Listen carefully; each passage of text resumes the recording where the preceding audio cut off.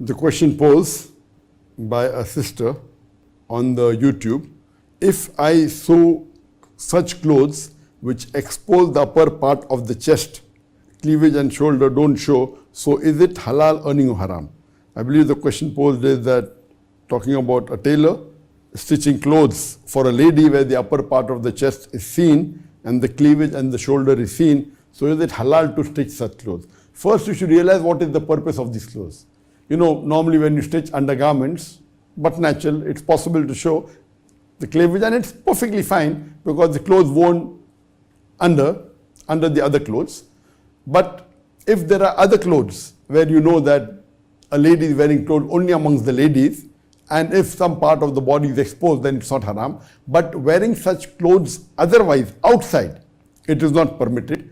So depending upon the clothes, that if you know that you are stitching clothes for ladies who are going to wear an abaya on top of that, then it's perfectly fine. But if you know that you are stitching designer clothes and people wear these clothes, not wearing a coat over it or wearing an abaya over it, and if you're aware of it, stitching such clothes is not permitted. Because Allah says in the Quran, in Surah Ma'idah, chapter number 5, verse number 2, that help one another in righteousness and taqwa.